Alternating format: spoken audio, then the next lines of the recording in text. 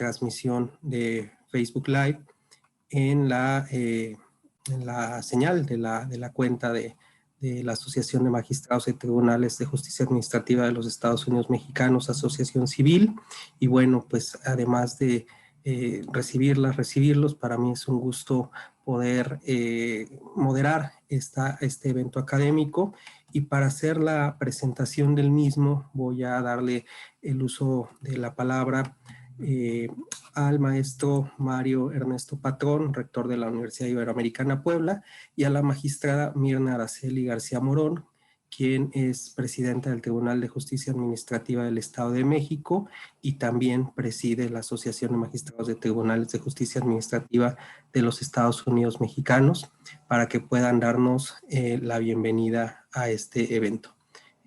Muchas gracias y les doy el uso de la palabra al maestro Mario y a la magistrada García Morón. Sí, no sé si guste la magistrada intervenir primero o si me lo permite a mí, como usted nos diga, maestro Simón Hernández. Sí, la magistrada quiere hacernos el honor de presentar, con todo gusto. Muchas gracias, además, qué generoso. Gracias, doctor Mario. Bien, pues buenas tardes a todas y a todos. Maestro Mario Ernesto Patrón Sánchez, es un gusto encontrarnos con el rector de la Universidad de las Américas de Puebla, con el maestro Simón Hernández León, con quienes hemos venido trabajando. Es un gusto saludar a mi amiga y además la magistrada presidenta del Tribunal de Justicia Administrativa del Estado de Puebla, y a también la integrante, la magistrada Luz María Aguirre Barbosa, a mi amigo y compañero, el magistrado consultor del Tribunal de Justicia del Estado de México, el magistrado Alberto Gándara. Pues es un privilegio para su servidora, en mi calidad de presidenta del Tribunal de Justicia Administrativa del Estado de México y de la Asociación de Magistradas y Magistrados de los Tribunales de Justicia Administrativa del país, asistir a este conversatorio convocado por la iniciativa de la magistrada presidenta del Estado de Puebla.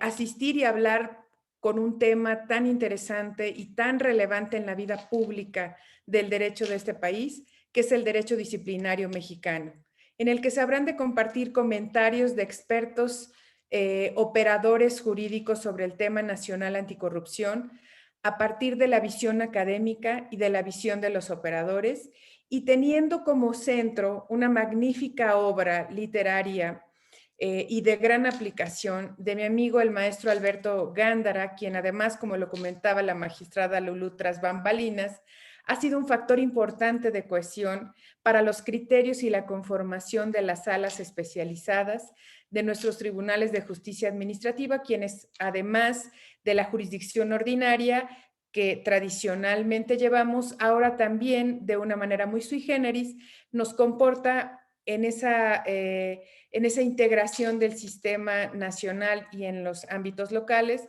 sistemas estatales anticorrupción. A lo largo de estos años de implementación a través de nuestros tribunales, hemos corroborado de manera unánime que la sola retórica del tema anticorrupción no garantiza ninguna de las aspiraciones que llevaron a su creación. La consecución de los fines públicos, tampoco el desarrollo económico, mucho menos el control de la corrupción, y sí y solo sí el esfuerzo técnico, el esfuerzo experimentado el conocimiento del sistema, de todos los operadores, para que puedan llevar a buen puerto estos sistemas. Por eso es relevante y de obligada lectura la obra que habrán de comentar más adelante los académicos de esta prestigiada universidad y compañeras magistradas de Tribunales de Justicia Administrativa de Puebla. Y nos queda claro a todos que la sola participación en el combate a la corrupción, si no tiene también el perfeccionamiento de la ruta del nuevo procedimiento de responsabilidades administrativas mediante el trámite y la resolución de procedimientos de responsabilidades de servidores públicos y particulares, no permitirá que podamos seguir articulando la creación de los propios principios del derecho administrativo disciplinario. Por eso es tan importante que esta obra llegue a todos los operadores, a la ciudadanía, a los estudiosos, a los magistrados y también a los órganos internos de control, porque son ellos un engrane muy importante para la consecución de nuestros fines.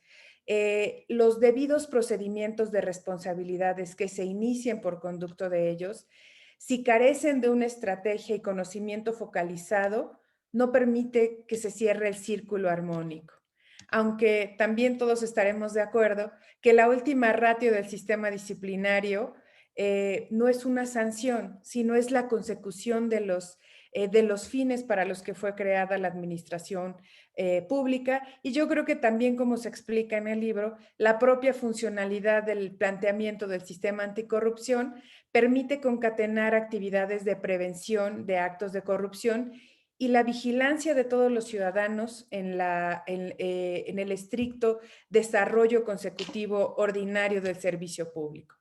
Y pues ello justifica absolutamente nuestra presencia el día de hoy aquí en esta casa de estudios y con la iniciativa de la magistrada Lourdes Dib. Muchas gracias por la invitación y estamos encantados de seguir haciendo esta clase de intercambios académicos. Muchas gracias, magistrada García Morón. Por favor, maestro Mario Patrón, rector de la Ibero Puebla. Muchas gracias, maestro Simón Hernández.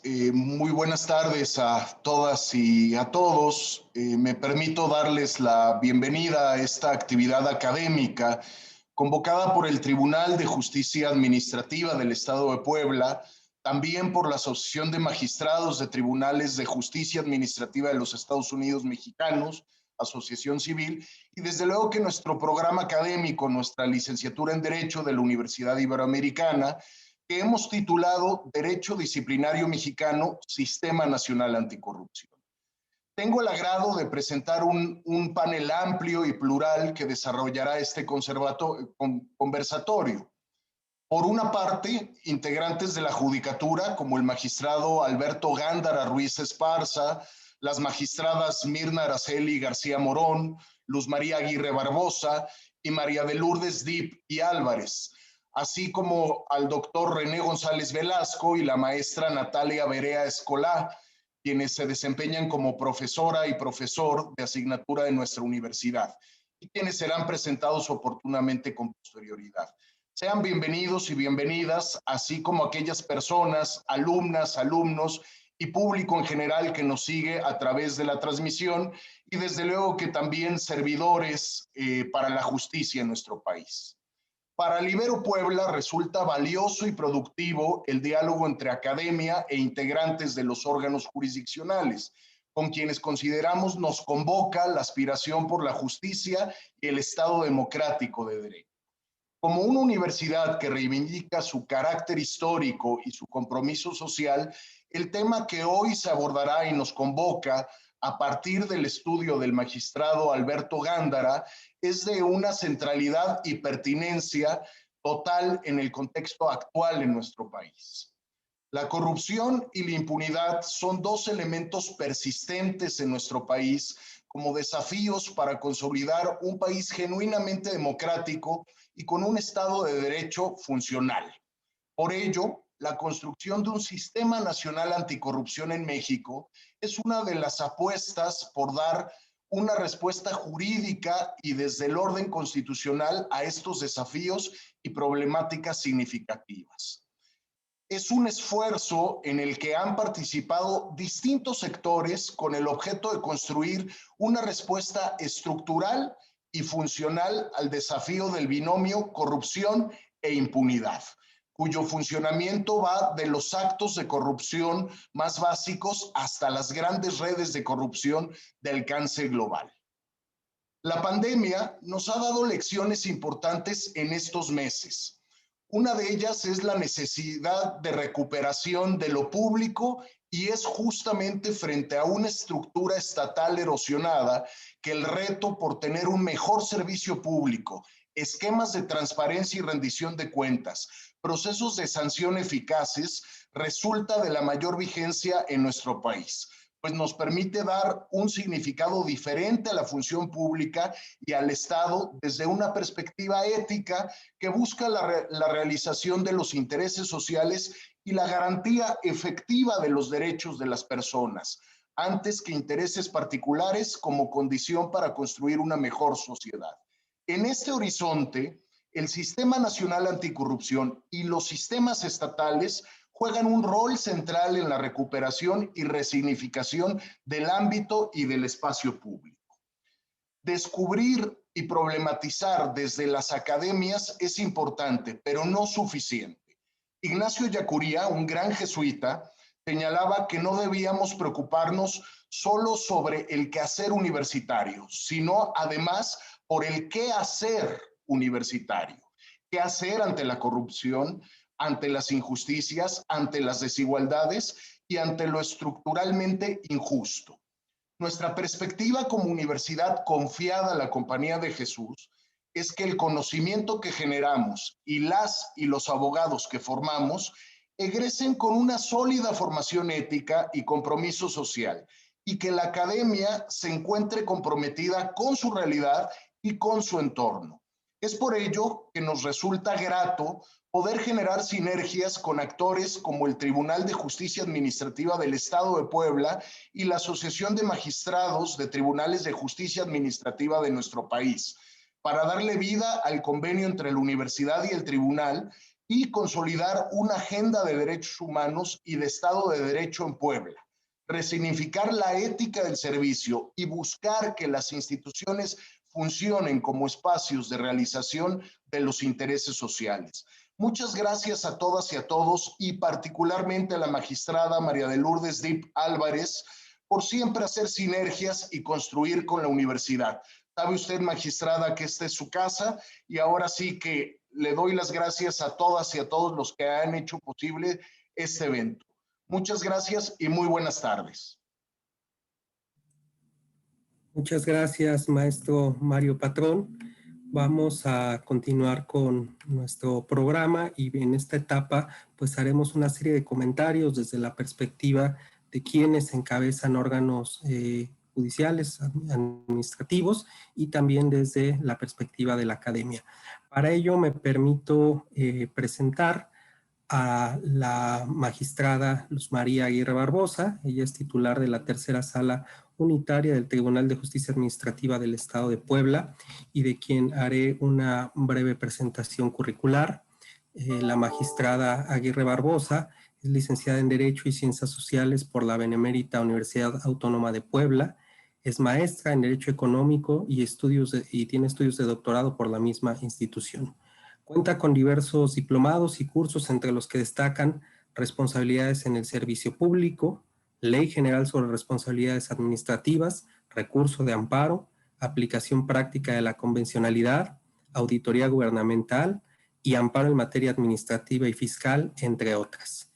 En 2018 fue galardonada por la institución Día del Abogado Asociación Civil con la Medalla al Mérito que se otorga a los juristas que han contribuido en la academia, la administración pública, la procuración de justicia y la colegiación profesional.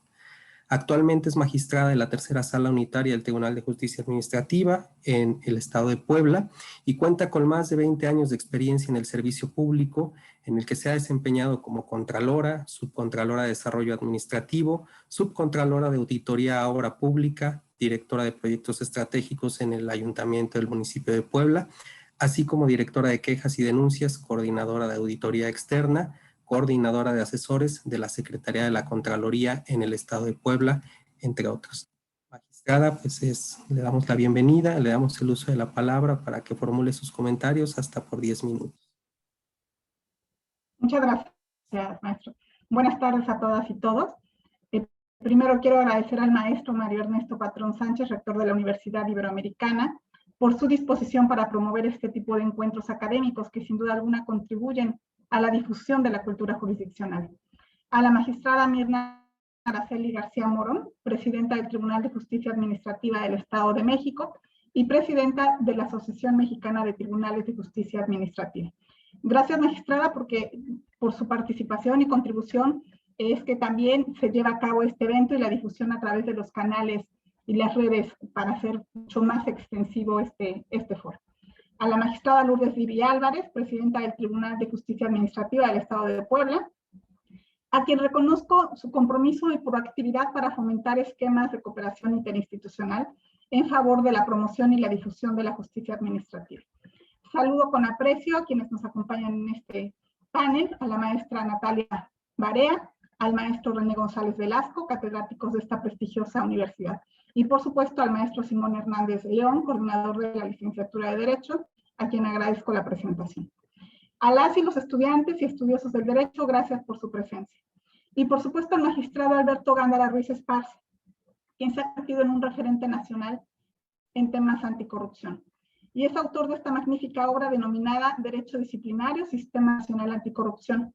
Muchas gracias, querido magistrado, por permitirme ser parte de este conversatorio en un tema tan relevante para el país.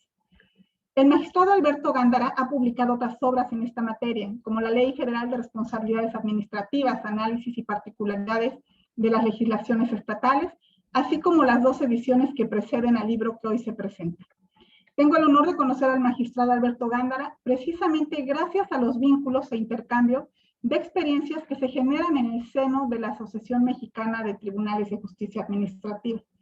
El magistrado Gándara, además de desempeñarse como magistrado consultor del Tribunal de Justicia Administrativa del Estado de México, en los hechos también es consultor honorario en muchos otros tribunales, incluyendo el de Puebla. Gracias, magistrado. Cuenta con 30 años de experiencia en el sector público en diversas áreas de la administración pública federal y estatal.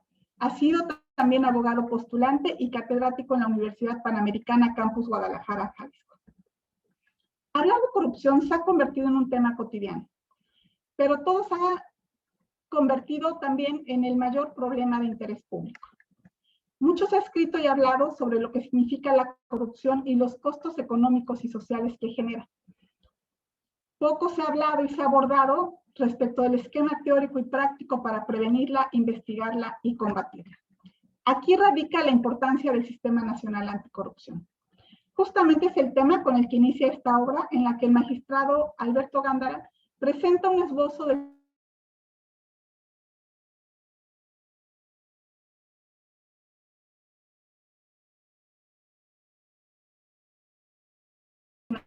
a fin de evitar la de faltas administrativas y hechos de corrupción. El autor describe puntualmente la integración del Sistema Nacional Anticorrupción, empezando por el Comité Coordinador como instancia responsable de promover y evaluar políticas públicas encaminadas a combatir la corrupción. ¿Sí me escuchó? Gracias. El Comité de Participación Ciudadana, el Comité Rector del Sistema Nacional de Fiscalización y los sistemas locales que concurren a través de sus representantes. Además, en este capítulo, de manera exhaustiva, el magistrado Alberto Gándara realiza un análisis de las diferentes legislaciones estatales que intentaron armonizar su ley con la Ley General de Responsabilidades Administrativas, pero que en este ejercicio proactivo muchos incorporaron algunas cuestiones muy distintas de la Ley General, lo que ha dado lugar a la discusión en torno a si son o no violatorias de la Ley General. Como ejemplos, el magistrado Gándara señala el caso de Aguascalientes, que incluye de manera errónea la responsabilidad política, la Ley de Baja California, que incorpora las sindicaturas municipales como autoridad competente para aplicar la Ley de Responsabilidades Administrativas, la Ley de Baja California Sur, que incorpora como autoridad competente para la aplicación de la ley a la Auditoría Superior del Estado. La Ley de Ciudad de México, cuya característica incorpora el lenguaje de género, y en cuanto a faltas administrativas, agrega un tipo adicional, la denominada remuneración ilícita de personas servidoras públicas. La Ley del Estado de México, en la que se incorpora la responsabilidad política, a pesar de que la denominación se refiere únicamente a la parte administrativa. Nombra a las personas jurídicas colectivas en lugar de personas morales y adiciona 2 faltas graves, como el hostigamiento y el acoso sexual, y suprime el recurso de revisión contenido en la ley. Este análisis realizado por el autor sin duda ha contribuido también para el caso de Puebla. A nosotros nos ha ayudado a valorar si efectivamente es necesario contar con una ley local ya que el procedimiento se rige por la Ley General de Responsabilidades Administrativas, que si bien da pauta para que las entidades puedan contar con sus propias leyes, estas no podrán ir más allá de la Ley General. En el caso de Puebla, nosotros tenemos una tarea pendiente, la interpretación respecto de los medios de impugnación que considera la ley, concretamente el recurso de revisión, en el que se determina que el mismo se sustanciará conforme a las leyes locales, ley, en el caso de Puebla, inexistente. En el segundo capítulo, el autor aborda la naturaleza del derecho disciplinario. Señala que es una rama moderna, vinculada con varias ramas del derecho, pero en busca de autonomía e identidad propias, y que se sustenta en dos grandes pilares, la Ley General de Responsabilidades Administrativas y la Ley General del Sistema Nacional Anticorrupción. En este mismo capítulo, el doctor Gándara nos da clase de Teoría General del Estado, porque repasa algunos de sus elementos, atribuyendo también y reconociendo la importancia del Estado. El concepto y tipo de servidores públicos, así como su clasificación y los principios del derecho disciplinario, la legalidad, la objetividad, el profesionalismo, la honradez, lealtad, imparcialidad, transparencia, economía, integridad y competencia por mérito, que viene a ser lo que se conoce como el llamado servicio de carrera, últimamente desestimado. También aborda la potestad y competencia disciplinaria conferida a la Secretaría de la Función Pública, a los órganos internos de control, al Tribunal Federal de Justicia Administrativa y a los homólogos de los tres en las entidades federativas. A través de esta obra repasamos también las garantías legales del derecho disciplinario mexicano, como la presunción de inocencia, la legalidad, el principio de competencia, el derecho a la defensa, de prescripción, la tipicidad, la imparcialidad y el respeto a derechos humanos y congruencia y proporcionalidad. De manera particular, el magistrado Gándara analiza el principio non bis in idem. Nadie puede ser juzgado dos veces por los mismos hechos. Pues ahora con la modalidad de faltas graves resulta cuestionable al ser muy similares a los tipos penales y se cuestiona uno respecto de la aplicabilidad del principio, que para que esto suceda tendría que concurrir el mismo sujeto infractor y los mismos hechos y fundamentos. El doctor Gándara describe de manera detallada las faltas graves y no graves, así como las faltas de particulares en situación especial, que en estos tiempos también me parece que hay que tenerlo muy presente, porque estos particulares en situación especial son aquellas personas aspirantes a ser servidores públicos, es decir, particulares con un régimen de situación especial, los candidatos a cargos de elección popular, los miembros de los equipos de campaña electoral, o bien los famosos equipos de transición entre administraciones del sector público y líderes de sindicatos también del sector público. La exhaustividad de la obra nos permite estudiar los esquemas de fiscalización y se nota indudablemente en el propio texto, en el propio libro, la formación del doctor Gándara y la visión también de auditor.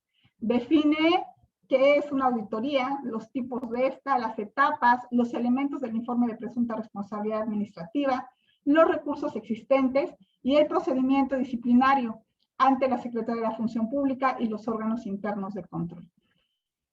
En el tercer capítulo, el magistrado Alberto Gándara nos comparte algunas consideraciones de la Ley General de Responsabilidades Administrativas a 2 años de su entrada en vigor. Ya comentamos algunas de estas.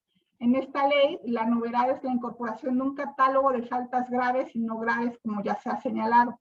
Situación que en la anterior ley no existía y que ahora nos lleva a tipos cerrados como en la materia penal. Otra novedad es la oportunidad para dictar resoluciones, pues la actual ley considera el procedimiento en más de 100 artículos, con lo que se obstaculiza la imposición oportuna de sanciones disciplinarias. En este nuevo modelo se estarán imponiendo sanciones a servidores públicos quizá muchos años después de la comisión de las faltas.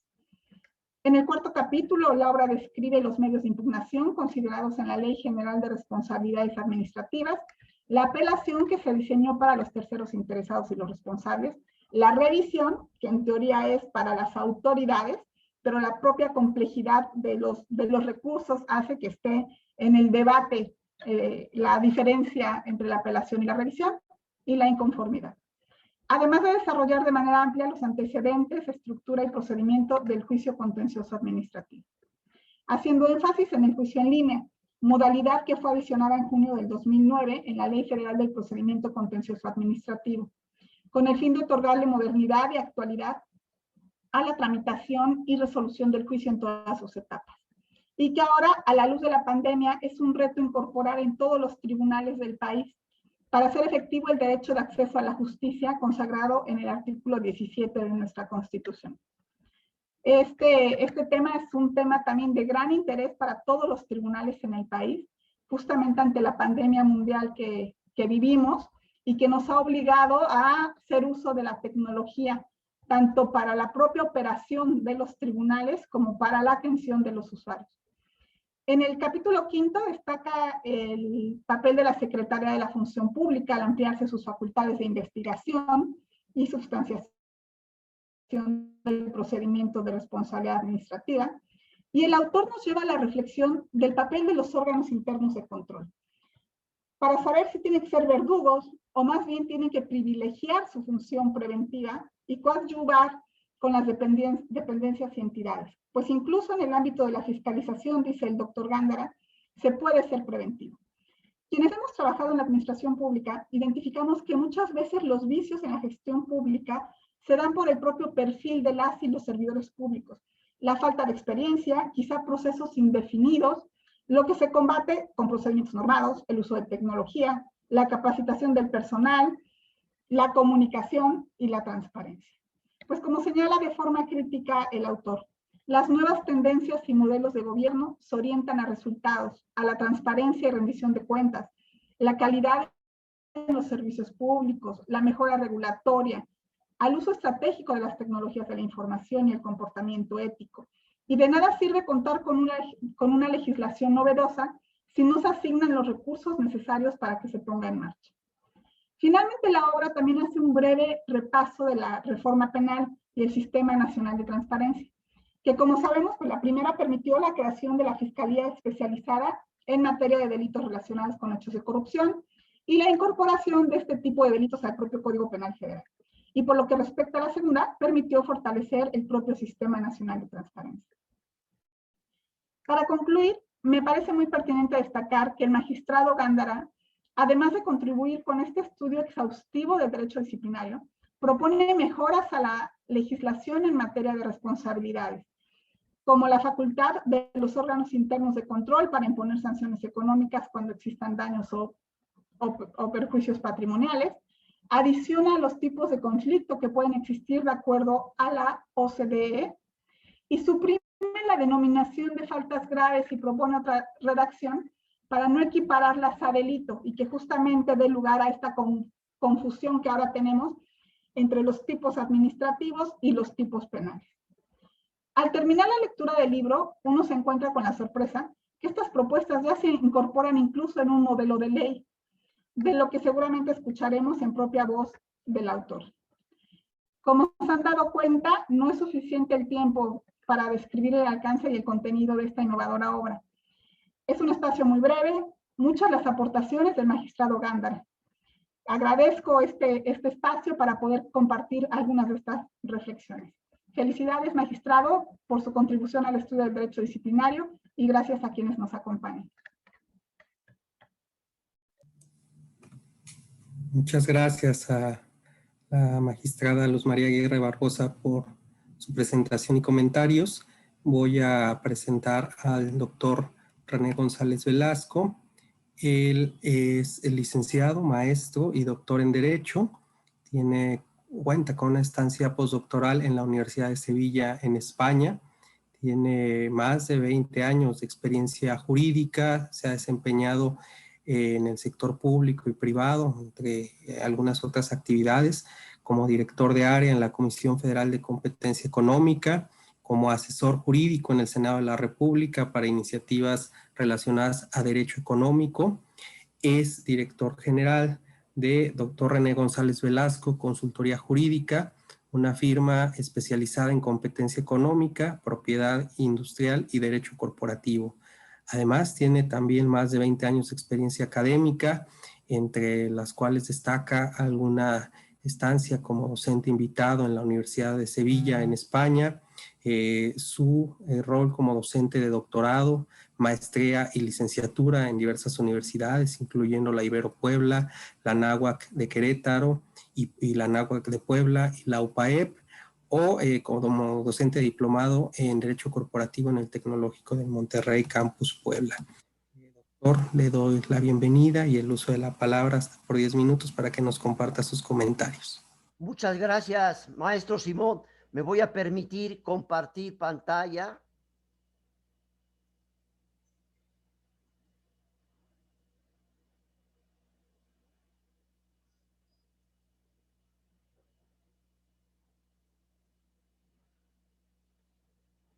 Bien, bueno, pues me da mucho gusto presentar el libro Derecho Disciplinario Mexicano del magistrado Alberto Gándara Ruiz Esparza.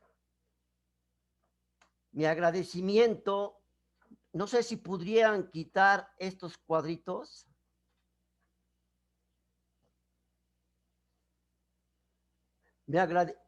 Mi reconocimiento al rector de la Universidad Iberoamericana, maestro Ernesto Patrón Sánchez, a la presidenta de la Asociación de Magistrados de Tribunales de Justicia Administrativa de los Estados Unidos Mexicanos, Mirna Araceli García Morón, a la magistrada presidenta del Tribunal de Justicia del Estado de Puebla, Lourdes Dib Álvarez, por brindarme la oportunidad de participar en este evento. Muchas gracias. Esta presentación tiene 3 objetivos: lo que el lector encontrará en la obra, motivar a la lectura del libro y una compulsa y conclusiones. Quizás sí, chico. Ahí. Y compulsa y conclusiones. Bueno, la primera pregunta que nos debemos hacer es: ¿por qué tenemos que leer el libro de Alberto Gándara?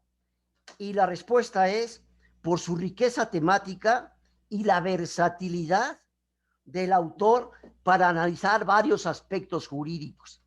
Tenemos un marco histórico, un marco teórico, da una perspectiva comparativa descriptiva, se explora la técnica legislativa, analiza el aspecto axiológico, va al derecho sustantivo disciplinario o sistema garantista, va al derecho adjetivo disciplinario, remata con la reforma penal y el sistema nacional anticorrupción, y aparte hay una compulsa y conclusiones que hace, en donde hace un análisis crítico.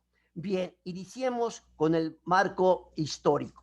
El autor escribe que García Trevijano considera que las primeras huellas del derecho disciplinario se localizan en el derecho romano. La monarquía romana tenía una administración elemental que manejaba los asuntos de la comunidad. Y aparte agrega que García de Enterría ubica su origen en el estado feudal. Entonces, si ustedes quieren saber cuál es la posición de Alejandro Nieto García, cuál es la posición de Belén Marián Jalbo y cuál es la posición de Gustavo Humberto Rodríguez, hay que leer la obra de Alberto Gándara. Después identificamos un marco teórico, y un marco teórico sobre la naturaleza jurídica del derecho disciplinario. Y ahí Alberto Gándara dice que el derecho disciplinario está vinculado con el derecho procesal civil y penal.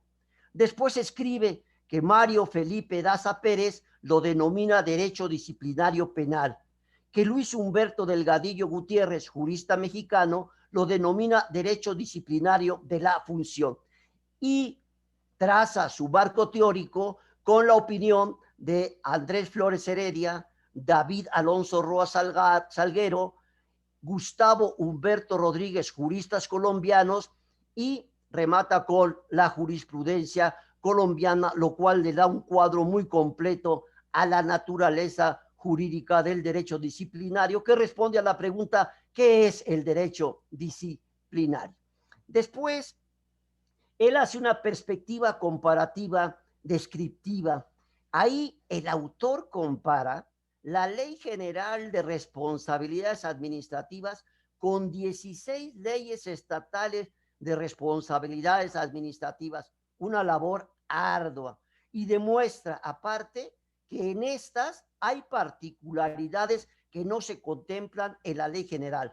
Y doy unos ejemplos nada más porque el libro está lleno de ejemplos, pero doy dos. Primero, Alberto Gándara dice, en la Ley de Responsabilidades Administrativas del Estado de Nuevo León se incorpora como obligación la promoción de suscribir convenios de colaboración con las personas físicas y morales que participen en contrataciones públicas, así como con las cámaras empresariales u organizaciones industriales o de comercio, y situación que no se contempla en la Ley General de Responsabilidades Administrativas. Doy otro ejemplo de los muchos que tiene el autor y dice, en la Ley de Responsabilidades Administrativas del Estado y Municipio de Oaxaca se agrega un apartado que se refiere a quejas por conductas que no constituyen faltas administrativas, situación que no se contempla en la Ley General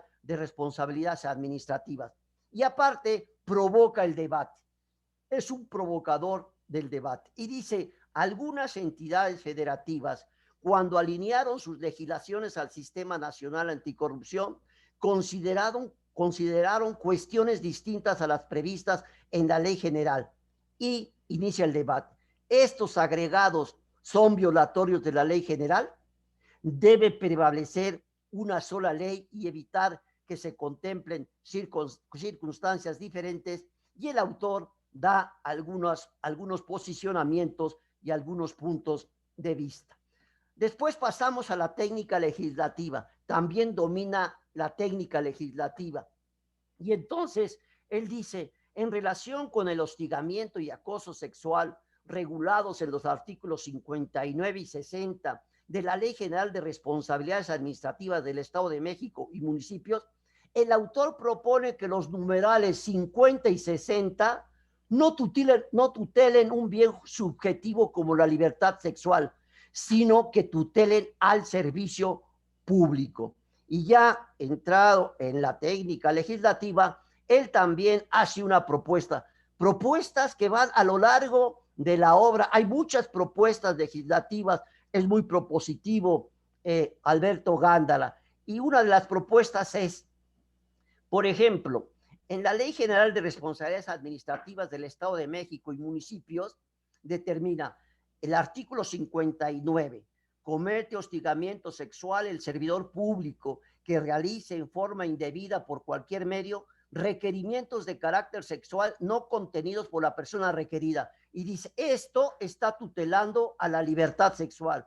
Yo quiero que se tutele al servicio público, y propone el artículo 59 debe redactarse, abstenerse de realizar por cualquier medio dentro del centro de trabajo o fuera de este requerimiento de carácter sexual a servidores públicos de su entorno laboral u otros, independientemente del sexo o rango jerárquico no consentido por la persona requerida, o ejercer cualquier tipo de violación sexual, propiciando con ello la deficiencia del servicio público. Aquí es donde él quiere que este artículo, este numeral, en lugar de tutelar la libertad sexual, tutele el servicio público. Por eso también domina la técnica legislativa. Y ahora también explora el aspecto axiológico o principios del derecho disciplinario. Y empieza con la legalidad y la define como la actuación de los servidores públicos. La actuación de los servidores públicos debe ser estrictamente apegada al marco jurídico que rige su función. Y posteriormente empieza a desglosar sus puntos de vista sobre la objetividad, honradez, profesionalismo y lealtad. Y por eso hay que leer la obra para entender todos estos principios.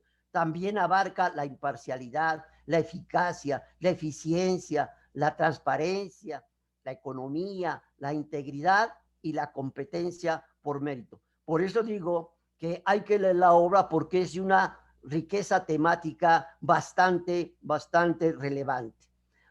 Posteriormente, vemos que analiza el derecho sustantivo o sistema garantista disciplinario. Yo lo asocié mucho a los derechos humanos y él principia con la presunción de inocencia y redacta: en materia disciplinaria no resulta admisible ningún tipo de presunción de culpabilidad. Y posteriormente va explicando indubio pro disciplinado, non bis in idem y todos los derechos humanos del derecho de defensa, derecho de prescripción, autoridad competente, caducidad de la instancia, congruencia y proporcionalidad, exhaustividad, derecho de impugnación. Y entonces va relatando y va explicando cada uno de estos derechos que están dentro del derecho sustantivo o sistema garantista disciplinario, que yo lo identifiqué mucho con derechos humanos. Posteriormente, también aborda el derecho adjetivo y el procedimiento disciplinario. Abarca muchos temas el magistrado Alberto Gándara, y él inicia en las páginas que corren de la 136 a la 176, dice: las partes en el procedimiento administrativo son la autoridad investigadora, el servidor público, el particular y los terceros. Y después empieza a describir supletoriedad y días hábiles, medidas de apremio, formalidades de las audiencias, tipos de prueba, las sanciones disciplinarias, formalidades de las audiencias y tipos de prueba. Para continuar con la reforma penal y el sistema nacional anticorrupción. Y ahí dice o escribe: el sistema nacional anticorrupción creó la Fiscalía Especializada en materia de delitos relacionados con hechos de corrupción. Y continúa: con la Fiscalía se buscaba endurecer las penas por los delitos cometidos por servidores públicos y particulares. Modificaciones a los tipos penales. Aborda también las modificaciones a los tipos penales y doy solamente un ejemplo. En el delito ejercicio ilícito del servicio público, él dice que la modificación fue la siguiente en la fracción tercera: teniendo conocimiento por razón de su empleo, cargo o comisión de que pueden resultar gravemente afectados el patrimonio o los intereses de alguna dependencia, al infractor se le impondrá de 2 a 7 años de prisión y de 30 a 150 días de multa. Y después relaciona todas las reformas al abuso de autoridad, uso ilícito de atribuciones y facultades, concusión, intimidación, ejercicio abusivo de funciones, cohecho, peculado, enriquecimiento ilícito. Y en las conclusiones, bueno, la primera conclusión que yo deduje de Alberto Gándara es que el bien jurídico tutelado del derecho disciplinario es el buen funcionamiento del servicio público. Otra de las conclusiones que deduje del libro de Alberto Gándara es: el derecho disciplinario mexicano, según el autor, es el conjunto de disposiciones sustantivas y adjetivas que regulan las actividades de los servidores públicos. Y algo muy importante, también se atreve a una compulsa con la realidad, a un análisis crítico, a una comparación entre el ser y el deber ser, y dice: pero también en la praxis se recaban una gran cantidad de documentos que no tienen relación con los hechos y solo hacen expedientes voluminosos. Eso está en la página 179. Agrega el autor: se desahogan testimoniales que no tienen relación con los hechos, provocando retrasos en los procedimientos. En su análisis crítico y en esa compulsa con la realidad, dice: históricamente en México las contralorías obtenían las pruebas de forma ilegal. Está en la página 178. Dice, los expedientes son manipulados y alterados en la cadena de custodia. Eso está en la página 178. Y para concluir, tengo un epílogo. Dice, luego, entonces, primero, hay que leer el libro de Alberto Gándara por esa riqueza temática actualizada. Y segundo, lo más importante, hay que darle eficacia al libro Derecho Disciplinario Mexicano, que se cumpla en la realidad, porque todavía hay mucho que hacer. Muchas gracias. Muchas gracias, doctor René González Velasco, por sus comentarios. Bueno, vamos a dar la intervención a la maestra Natalia Barea Escolá, de quien me permito hacer una breve reseña curricular. La maestra Natalia es licenciada en Derecho, cuenta con especialidad en Propiedad Intelectual por la Universidad Panamericana y además con maestría en Derecho Constitucional y Amparo por la Barra Nacional de Abogados. Durante más de 15 años se ha desempeñado como abogada litigante en materia de Derecho Administrativo y Propiedad Intelectual.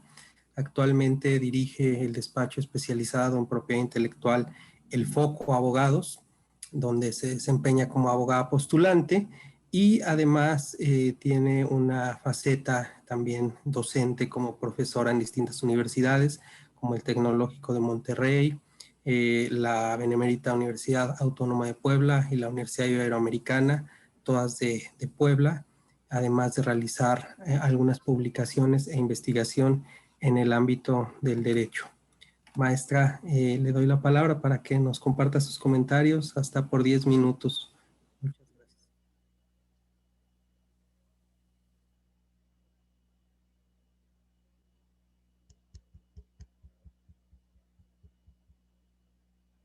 Micrófono. Listo, el micrófono. Bueno, pues muchas gracias a maestro Simón por la presentación y pues sin duda alguna muchas gracias a la universidad por este espacio, a nuestra querida Universidad Iberoamericana y a todos los presentes.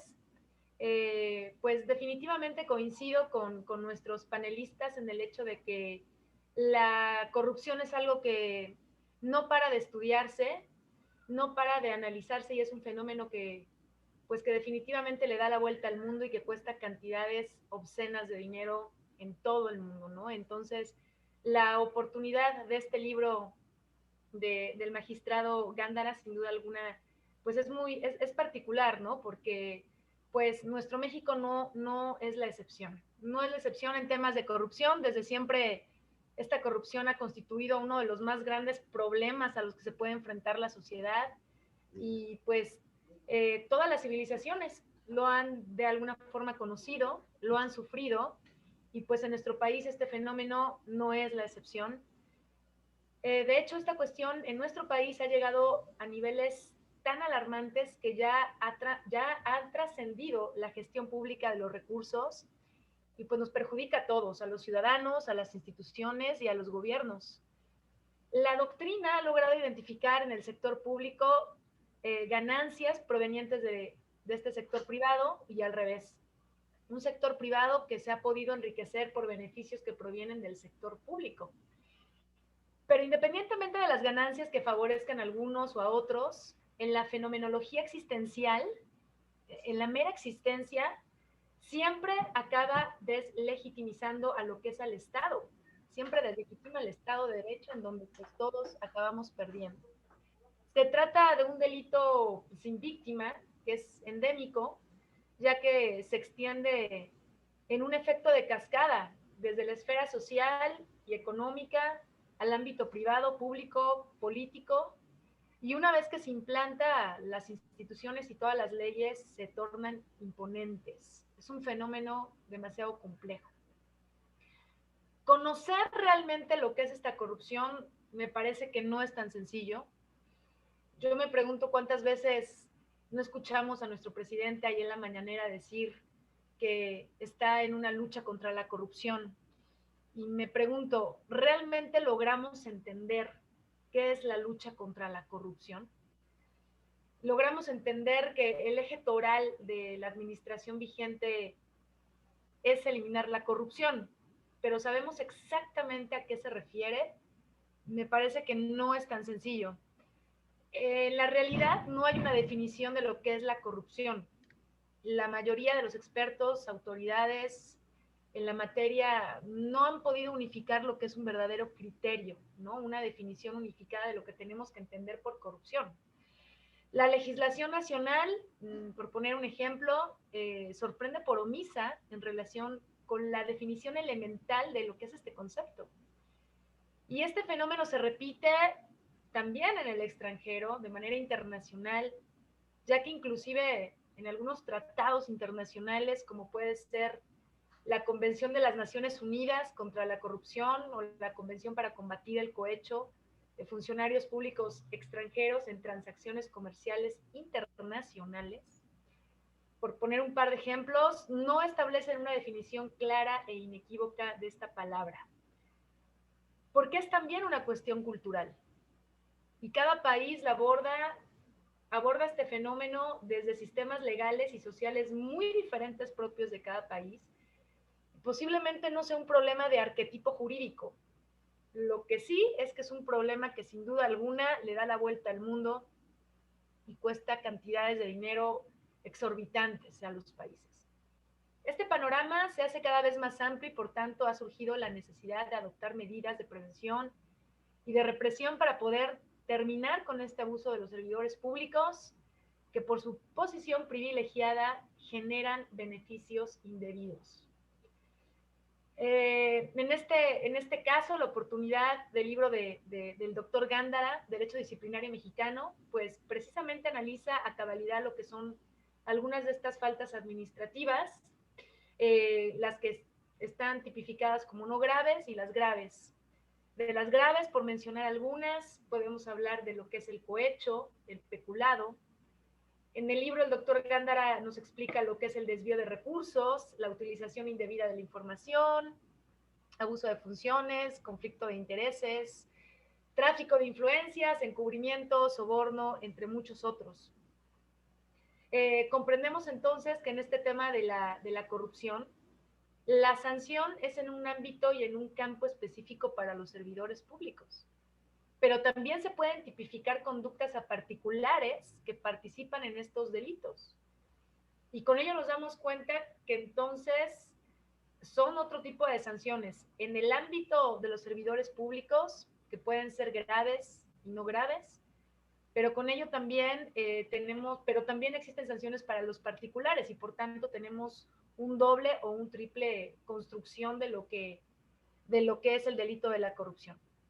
Y pues me permití, para poder ejemplificar un poquito pues algunos de los delitos graves en los servidores públicos o en empresas nacionales e internacionales, pues me permito participarles de algunos de ellos. En mi primer ejemplo está vinculado a lo que es el enriquecimiento oculto u ocultamiento de conflictos de interés, que de acuerdo a la Ley General de Responsabilidades Administrativas, se le atribuye a un servidor público. Este servidor público falta a la veracidad en la presentación de las declaraciones de lo que es su situación patrimonial a fin de ocultar lo que verdaderamente es su patrimonio, porque su patrimonio no lo puede ni explicar ni justificar.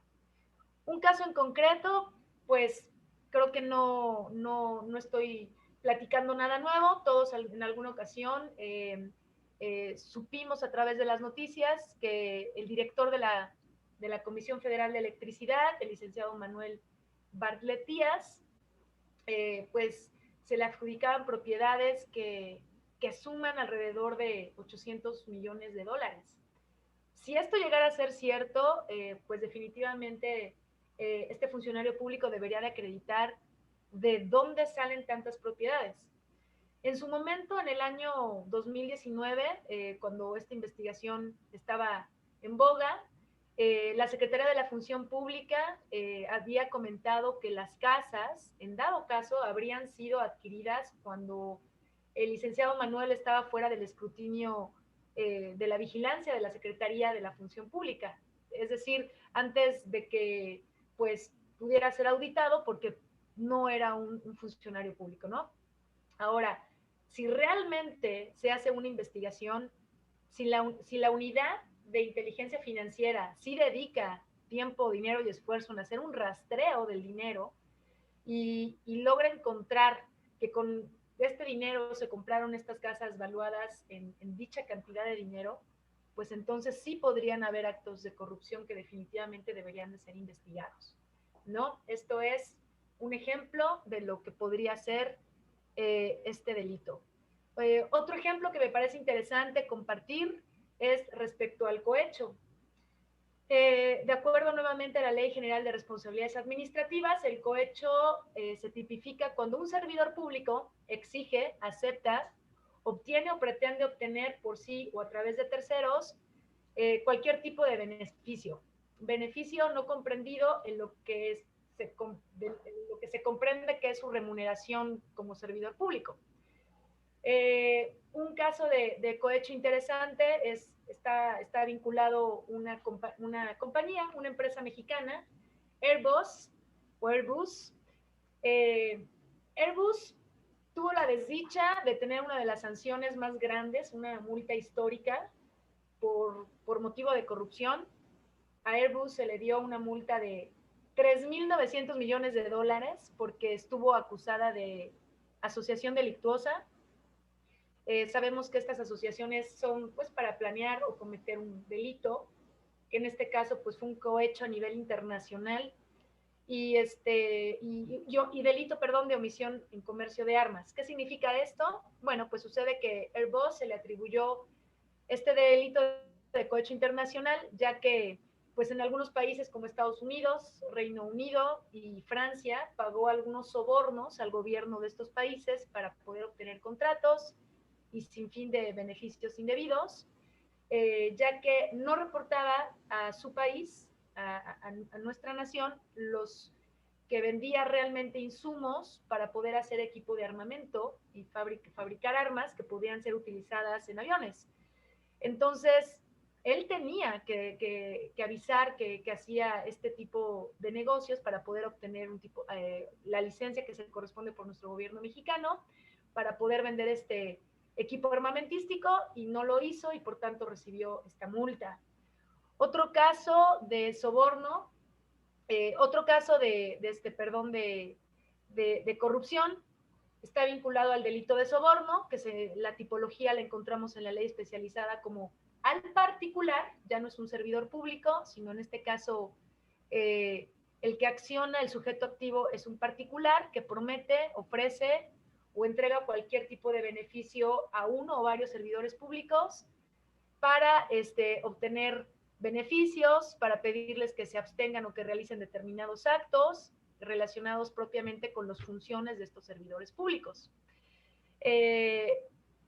Un caso que nos puede ejemplificar esto que es soborno es, pues todos conocemos a Novartis, es una de las empresas farmacéuticas más importantes del mundo, es una empresa suiza que tiene distintas subsidiarias alrededor del mundo, en donde los funcionarios de Novartis incurrieron en corrupción, particularmente se hablaba de Grecia y de Corea del Sur, pagando sobornos a médicos que están adscritos a hospitales públicos y que por tanto al final del día se consideran funcionarios públicos porque están adscritos a hospitales públicos, ya que estos hospitales, al ser propiedad del Estado, y estos sobornos estaban vinculados a que los médicos recetaran ciertos medicamentos, y los sobornos lograron justificarlos en su nación diciendo que el dinero era gastado. Creo que es como que un poquito lo típico, ¿no? Se dice que este dinero salió de la empresa, ya que los representantes, los funcionarios de la empresa Novartis acudían a conferencias, a convenciones, y pues esto trajo como consecuencia un segundo delito. Ya no nada más es el soborno, sino que adicionalmente pues le mienten a sus autoridades tributarias, ¿no? Entonces, pues las leyes norteamericanas, en este caso de jurisdicción norteamericana, multaron a Novartis con $1,000 millones, increíblemente. Y pues bueno, estos fueron unos pequeños ejemplos y digamos que esto es lo que no se debe de hacer, ¿no? Estos son delitos vinculados con la corrupción, que como mencionaba al principio, pues de alguna manera nos permean a todos, al gobierno, a los ciudadanos, pero al final del día trascienden y el Estado de Derecho es el que se ve mayormente perjudicado. Ante esto, pues la democracia tiene como su mayor aliado la transparencia. La transparencia es la mejor amiga de la democracia.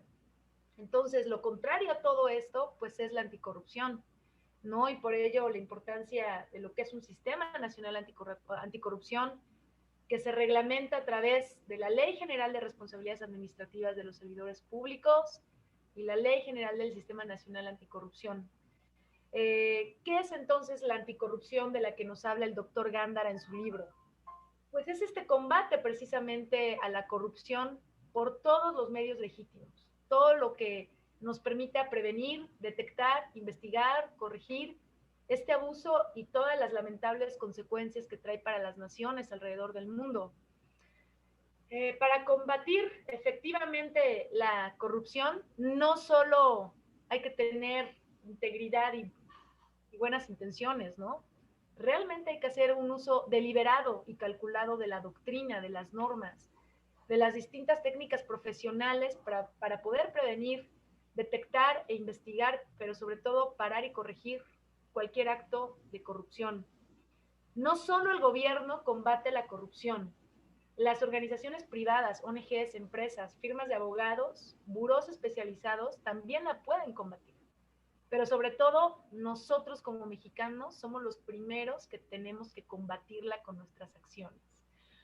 Lo hacen con lineamientos de prevención, todos los que combaten la corrupción, con políticas, normas, sistemas de supervisión, con sistemas de detección como pueden ser las denuncias, auditorías, rendición de cuentas, investigaciones como pueden ser analizar los antecedentes, interrogatorios, dictámenes, medidas correctivas como pueden ser sanciones, denuncias, confesiones, entre muchas otras más. A manera de conclusión, puedo comentar que lo más importante es recordar que la corrupción es un fenómeno complejo que requiere soluciones puntuales y sin duda alguna por demás sofisticadas. Soluciones que podemos empezar todos desde nuestra trinchera y de manera individual, sabiendo que México es mucho más allá de aquel que se sienta en la silla presidencial. México somos todos y el combate a la corrupción somos todos como nación unificada. Muchas gracias. Muchas gracias, maestra Natalia Barea, por estos comentarios. Y bueno, vamos a darle el uso de la palabra al autor para que pueda también compartirnos algunas impresiones, miradas, reflexiones. Entonces me permito hacer la presentación del maestro Alberto Gándara Ruiz Esparza, quien es licenciado en Derecho y maestro en Administración y Políticas Públicas, concluyendo actualmente otra maestría en Políticas Anticorrupción y con 4 diplomados en distintas materias. Desde septiembre de 2017 es magistrado consultor del Tribunal de Justicia Administrativa del Estado de México. Cuenta con más de 30 años de trayectoria profesional en los que se ha desempeñado como servidor público federal, estatal y municipal, así como en el Poder Legislativo, en órganos internos de control y áreas jurídicas, siendo titular de órganos internos de control, de áreas de responsabilidad y destacando también su experiencia como abogado postulante por 8 años. Está reconocido dentro de los más destacados especialistas en derecho disciplinario en nuestro país. Es autor de 4 libros en la materia y de otros 3 de forma colaborativa, además de escribir permanentemente en diversas revistas especializadas en materia jurídica. Desde hace más de 20 años es conferenciante y capacitador nacional e internacional en temas relacionados con la fiscalización, la rendición de cuentas y las responsabilidades administrativas. Fue parte del claustro de profesores de la Universidad Panamericana, Campus Jalisco, impartiendo a nivel licenciatura las cátedras de Derecho Administrativo 1 y 2, así como materias especializadas a nivel posgrado con reconocimiento de excelencia. Es también asociado del Instituto Nacional en Administración Pública, el INAP, del Colegio Mexicano de Abogados Humanistas, donde preside la Comisión Académica de Derecho Administrativo, y es miembro de la Asociación de Magistrados de Tribunales de Justicia Administrativa y miembro honorario del Colegio Colombiano de Abogados Disciplinaristas. Pues es un verdadero honor poder presentar y escuchar en esta sesión al magistrado Alberto Gándara, a quien le doy el uso de la palabra hasta por 15 minutos. Gracias, magistrado. Pues muchísimas gracias. Buenas noches a todos y a todas las personas que nos acompañan el día de hoy. Y bueno, primero darle las gracias, por supuesto, a la Universidad Iberoamericana de Puebla por esta invitación, a mi querida compañera y amiga, la magistrada Mirna García Morón, presidenta del tribunal en donde estoy yo, del Estado de México, y de la Asociación de Magistrados de Justicia Administrativa. Por supuesto, a mi querida amiga, la magistrada Lourdes Dib, presidenta del Tribunal de Justicia Administrativa de Puebla. Y muchísimas gracias pues a las personas que me antecedieron, mi amiga Luzma, la magistrada Luzma, el doctor René González Velasco, y por supuesto la maestra Natalia Barea, por sus muy atinados comentarios y pues todas las distinciones que hacen tanto de mi persona como de la obra que hoy se comenta. Y bueno, como el doctor René González comentó hace un rato, soy un promotor del debate. Siempre me ha gustado poner algunos temas sobre la mesa para que la gente que le gusta el estudio de determinadas materias analicen, debatan. Y bueno, pues hay muchas opiniones, a veces coinciden, a veces no, pero sin duda, doctor, efectivamente soy un provocador de debate. Entonces, en ese sentido, quisiera yo ponerles a su consideración algunas circunstancias que yo considero que están prevaleciendo actualmente, tanto en el Sistema Nacional Anticorrupción como en la parte del derecho disciplinario mexicano. Es decir, las responsabilidades administrativas de los servidores públicos y ahora también de los particulares vinculados con faltas. Fíjense ustedes, como ya se mencionó hace un rato, este régimen fue concebido como un régimen general. Sin embargo, muchos congresos locales han optado por legislar más allá de estas leyes generales.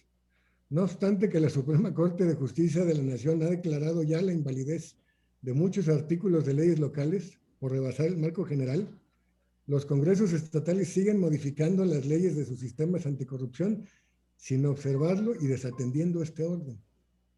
En materia de responsabilidades administrativas, sabemos todos que hay muy pocas sanciones por faltas graves. Los asuntos no están llegando a los tribunales de justicia administrativa. Y cuando lleguen, desgraciadamente llegan mal calificados, con IPRAs deficientes, y muchas veces tienen que ser regresados para su replanteamiento. Y resulta que este replanteamiento que la ley señala, desde mi perspectiva, desde mi punto de vista, este replanteamiento denominado reclasificación o recalificación, resulta totalmente violatorio de derechos humanos. Pues este replanteamiento o este regreso de los expedientes al área investigadora sucede cuando el servidor público ya compareció a una audiencia en la que se le formularon imputaciones. Y en estricto sentido, pues el asunto se debería resolver con esa litis. Pues una reposición del procedimiento un año después o muchos meses después, otorgándole una nueva oportunidad a las autoridades para que enderecen el procedimiento, perfeccionando el IPRA, desde mi punto de vista, atenta contra la dignidad humana y contra la debida certeza jurídica. En materia de delitos cometidos por hechos de corrupción, desgraciadamente tampoco hemos visto casos relevantes, casos emblemáticos de las fiscalías especializadas. Muchas fiscalías especializadas están dedicadas el 90% de su tiempo a atender casos de corrupción menor, casos de la clásica mordida de tránsito u pues alguna otra cuestión de dádivas de ventanilla. Entonces, pues este sistema tiene muchas complejidades que tenemos que ir analizando paso por paso. Miren ustedes, el tema, por ejemplo, de la integración de un órgano ciudadano dentro de las 7 sillas del Sistema Nacional Anticorrupción de origen es una excelente idea. Sin embargo, en la práctica hemos visto que estos comités han estado conformados en su mayoría por exservidores públicos, que al no encontrar un espacio, lo han visto como una opción, pues para tener un ingreso que pues sirva para su sustento, ¿no? Lo que evidentemente está desnaturalizando a estos comités, porque pues deben ser ciudadanos, ¿no? Precisamente un tema que ha sido ampliamente cuestionado en todo el país es el alto nivel de ingresos asignados a estos miembros de los EPCs, que muchas veces incluso rebasan estos ingresos a los que perciben los propios titulares de las otras 6 sillas de los comités coordinadores, ¿no?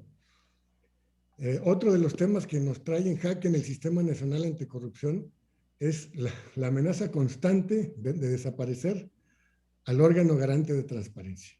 Hoy mismo, otra vez en la mañana, lo volvimos a escuchar. Reiteradamente se ha estado amenazando con desaparecer al INAI y, por supuesto, en algunos estados incluso a los institutos estatales de transparencia, con el pretexto de que no sirve o de que es muy caro. Esto pues no es cierto. Sí sirve y no es tan caro como otros programas que son inútiles y donde se gastan muchísimos recursos.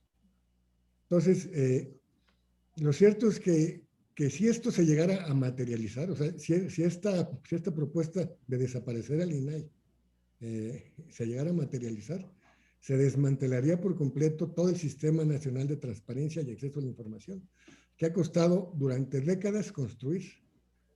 Y esto implicaría, por supuesto, violar derechos humanos progresivos que están previstos en nuestra Constitución. O sea, es totalmente impensable.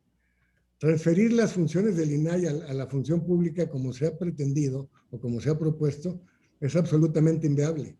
Esta dependencia actualmente es un sujeto obligado, por lo que no puede ser juez y parte. Se les olvida a todos aquellos que proponen desaparecer a este órgano garante, que no solo tiene competencia en el Poder Ejecutivo, también conoce de asuntos de los otros poderes, órganos autónomos, partidos políticos, fideicomisos y fondos públicos, así como de cualquier otra persona física, moral o sindicatos que reciban o ejerzan recursos públicos o realicen actos de autoridad en el ámbito federal, lo que haría absolutamente inviable que se concentren estas facultades en una dependencia del Ejecutivo. Otra de las situaciones o los temas que tiene ahorita en jaque al Sistema Nacional Anticorrupción es el tema de la fiscalización superior. Como todos pudimos constatar, hace muy poco tiempo se presentó el informe de la Cuenta Pública 2019 e inmediatamente fue cuestionado y pues subieron prácticamente a la silla de los acusados al auditor superior de la Federación y a sus colaboradores más cercanos. Esto también, evidentemente, puso muy en evidencia también las deficiencias internas que hay en estos órganos de fiscalización superior, que desgraciadamente durante muchos años realizan actos de fiscalización, pero no hay resultados visibles en el combate a la corrupción.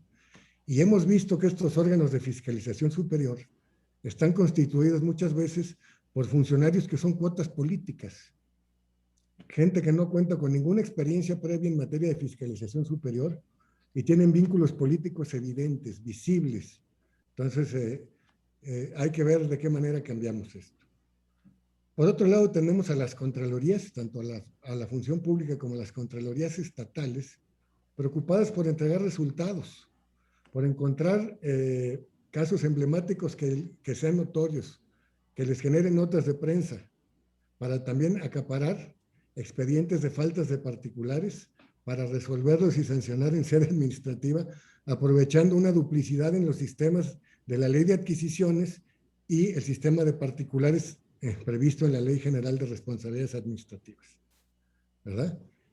Olvidando, como ya lo dijeron, creo que Luzma, olvidando la función preventiva que deben tener estos órganos internos de control por encima de la función sancionadora. Y bueno, también hemos hecho críticas sobre el modelo de responsabilidades administrativas en el Poder Judicial, que resulta sumamente cuestionable y es importante plantear un rediseño. Entonces, para concluir, ¿cuáles serían las propuestas concretas que su servidor hace para replantear el Sistema Nacional Anticorrupción y también para replantear el tema del derecho disciplinario, las responsabilidades administrativas de los servidores públicos? ¿Qué se necesita desde mi punto de vista para replantear ambos temas? En principio, respecto al Sistema Nacional Anticorrupción, considero que se debe establecer un candado para que los miembros de los comités de participación ciudadana no hayan ocupado un cargo público por lo menos en los 5 años anteriores. Con ello, estaríamos evitando que estos CPCs se constituyen por exservidores públicos que acaban de concluir un cargo reciente. Y entonces sí ciudadanizamos verdaderamente a estos comités. Otra de las propuestas sería que la Secretaría de la Función Pública y sus equivalentes en los estados y municipios, como órganos internos de control dentro de la administración pública en estos 3 niveles, únicamente tengan facultades preventivas y de fiscalización como autoridades investigadoras, y que todas las faltas administrativas sean sustanciadas y sancionadas por los tribunales de justicia administrativa.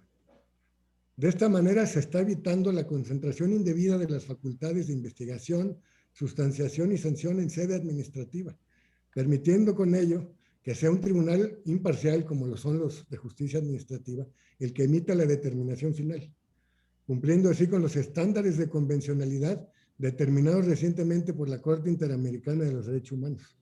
Los invito a que lean el caso de la sentencia de la Corte Interamericana de los Derechos Humanos en el caso Petro contra Colombia.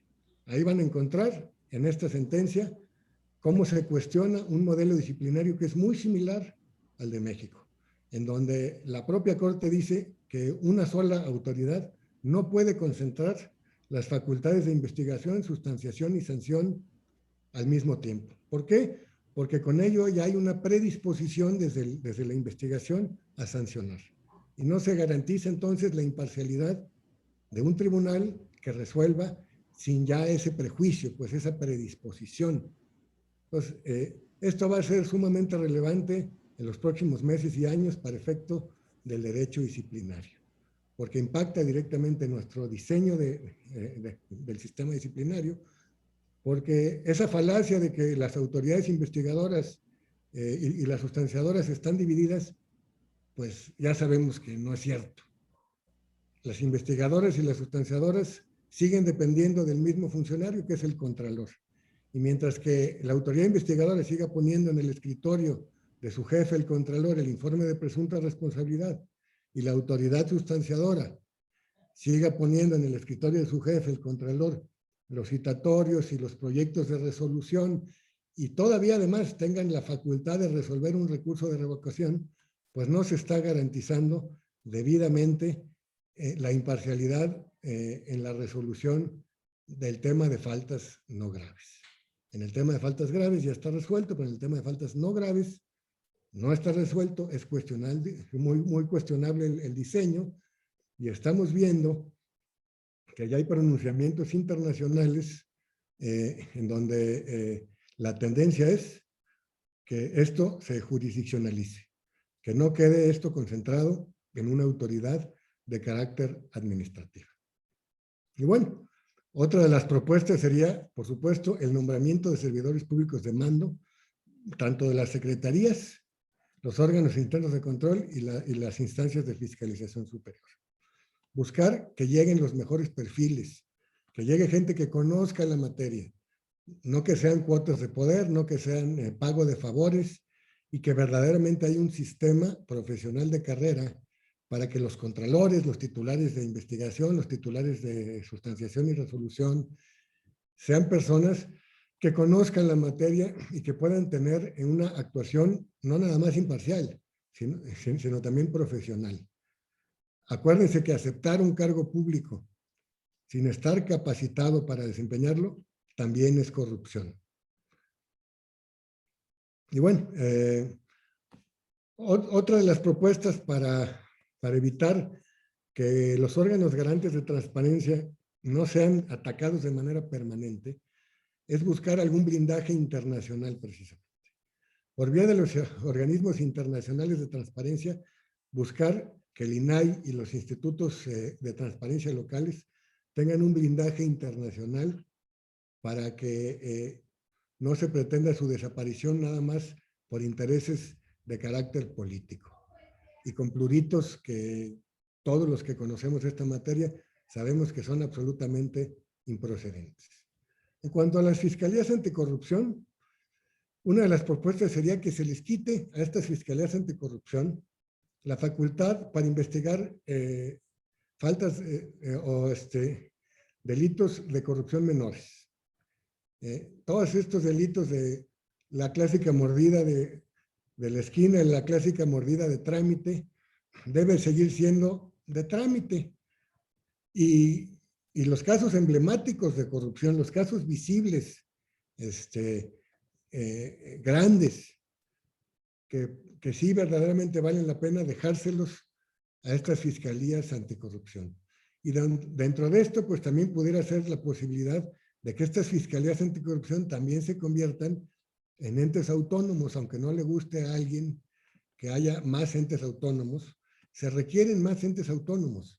A lo mejor vale la pena que estas fiscalías anticorrupción no dependan del fiscal general, sino que dependan de un cuerpo colegiado, de un consejo interno, cuyos miembros acrediten experiencia en combate a la corrupción y no tengan vínculos partidistas o políticos, ¿verdad? Eso evitaría que se politice la justicia y que cada vez que hay un cambio de gobierno, no estoy hablando de siempre se politice la justicia y entonces se persiga a los enemigos políticos y a los aliados, a esos pues los dejamos para después, ¿no? Entonces, respecto al tema del Poder Judicial, yo lo que he estado planteando es sustituir la facultad sancionadora del Consejo de la Judicatura Federal, que por cierto no tiene funciones jurisdiccionales, pero sí las tiene porque les están dando facultades para sancionar en materia disciplinaria. Sustituir esta facultad del Consejo de la Judicatura por una sala disciplinaria. Una sala disciplinaria que esté constituida por magistrados expertos en materia disciplinaria, ajenos al Poder Judicial, que no tengan intereses dentro de este Poder Judicial y que tampoco sean designados, como lo son ahora los consejeros en dos casos, uno por el Senado y otro por el presidente de la República, y que respondan a los intereses de estas dos figuras, en vez de responder a una función jurisdiccional.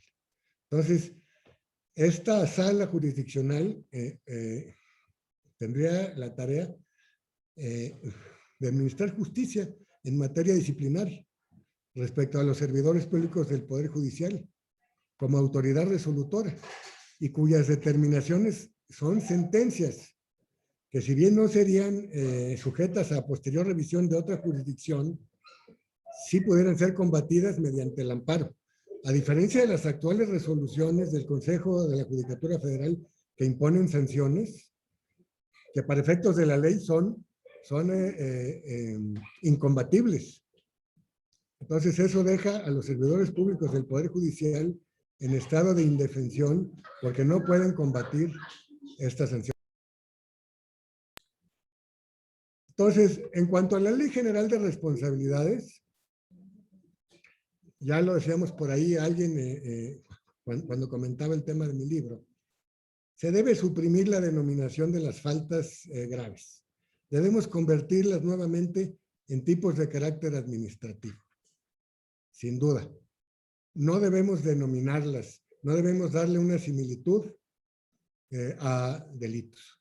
Y con ello estaríamos evitando que se penalice la dogmática del derecho disciplinario, como muchos penalistas han estado tratando de hacerlo, porque son expertos en penal, entonces quieren traerse todo el derecho penal al derecho disciplinario, y eso no es correcto.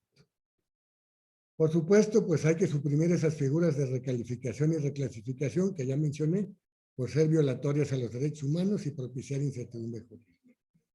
Tenemos que establecer una temporalidad máxima para llevar a cabo las investigaciones y que la ley distinga claramente en dónde inicia el procedimiento. Eso de haber incluido a la investigación en las disposiciones adjetivas de la ley es absolutamente incorrecto. La investigación no es un procedimiento. La investigación es una investigación, valga la redundancia, que se tiene que llevar a cabo con los mejores estándares internacionales, respetando derechos humanos, etcétera, etcétera, pero no es un proceso, no es un procedimiento. Entonces, es un error de los legisladores haber incorporado a la investigación dentro de las facultades, dentro de las disposiciones sustantivas de la ley. Es importantísimo también que revisemos la ley para armonizar el esquema de las sanciones. No es posible que nuestra ley empalme sanciones por faltas no graves y sanciones por faltas graves. Eso es absolutamente incongruente.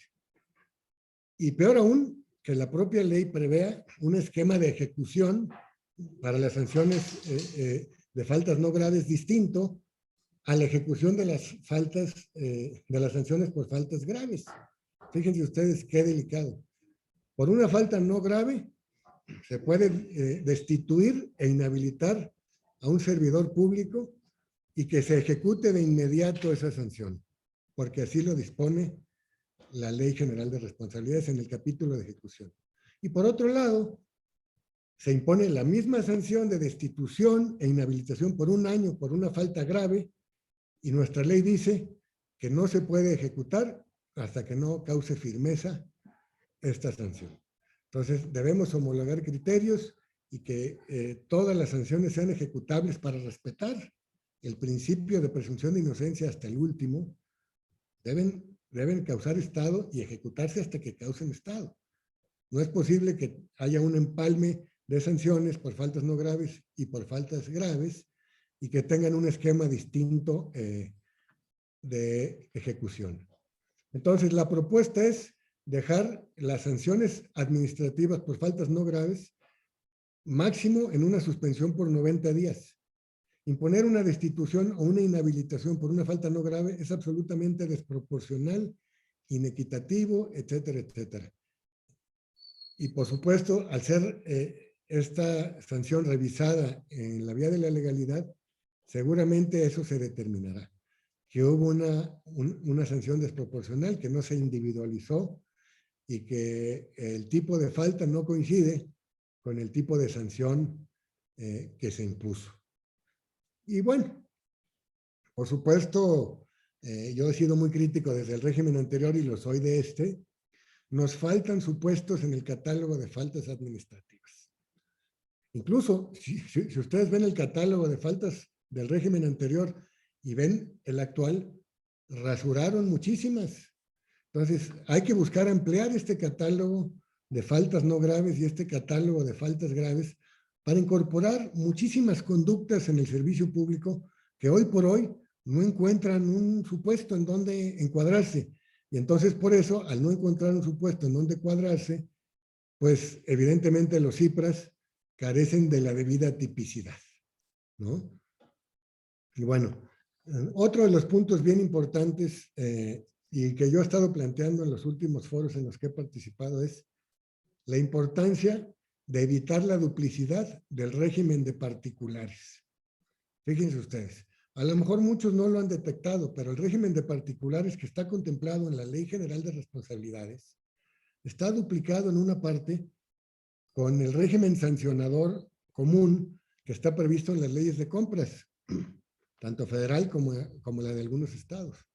Es decir, una misma conducta de un proveedor puede encuadrar como una irregularidad en materia de adquisiciones y ser sancionable por la vía del derecho sancionador común en sede administrativa por parte de la Secretaría de la Función Pública, o también puede constituir una falta grave de particular, tipificada en la Ley General de Responsabilidades Administrativas. Entonces, esto lo que ha permitido, lo que ha propiciado es la discrecionalidad de la Secretaría de la Función Pública y de algunas contralorías estatales para quedarse ellos con los asuntos. En vez de turnarlos como faltas graves o darles el tratamiento de faltas graves, prefieren quedárselos y sancionar ellos a estos proveedores incumplidos o estos proveedores que le venden con mentiras al gobierno Porque eso, como les decía yo hace rato, eso vende más. Eso tiene mayor difusión para efectos de lo que estamos haciendo como institución, ¿verdad? Aunque luego esas sanciones que imponen a la postre, también resulta que salen notas de prensa en donde se publicita que fueron declaradas nulas por el Tribunal Federal de Justicia Administrativa porque no fueron debidamente impuestas. Entonces es importantísimo unificar estos sistemas de sanción a particulares para que quede nada más un solo régimen de particulares. Y desde mi punto de vista sería deseable que este régimen de particulares no estuviera en una ley general de responsabilidades administrativas, que su tratamiento debe ser exclusivo para los agentes del Estado, para los servidores públicos. Las sanciones a particulares deben estar contempladas en una ley distinta, en una ley especial que los regule y que los discipline a ellos desde una perspectiva de particulares, no de agentes del Estado. Entonces, pues yo quisiera dejarles hasta ahí los comentarios porque creo que ya me excedí un poco.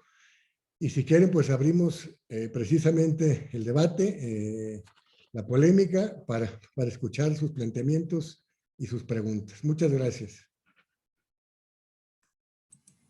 Muchas gracias, magistrado Alberto Gándara, por la exposición que no solo es reflexiva, sino profundamente propositiva, y me parece que hay un valor muy, muy sustantivo en proponer mejoras, ajustes a partir de la experiencia y de buscar consolidar o de construir mejores prácticas y, bueno, destacar esa parte de su intervención, no solo centrada en el diagnóstico, sino en el qué hacer y cómo poder establecer ajustes y mejoras a los sistemas anticorrupción.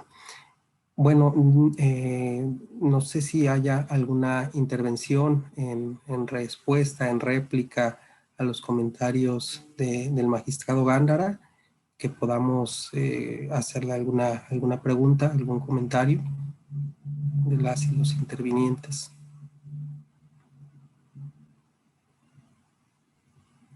Quienes nos están escuchando en redes, a lo mejor por ahí, quien esté manejando redes, Liz creo que está por ahí. Si alguien hace alguna pregunta, a ver si nos les puede leer y pues la contestamos aquí entre todos los que estamos participando.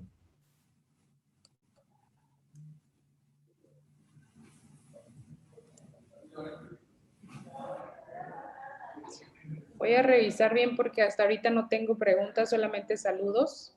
Denme un segundo, por favor. Entonces todo quedó clarísimo.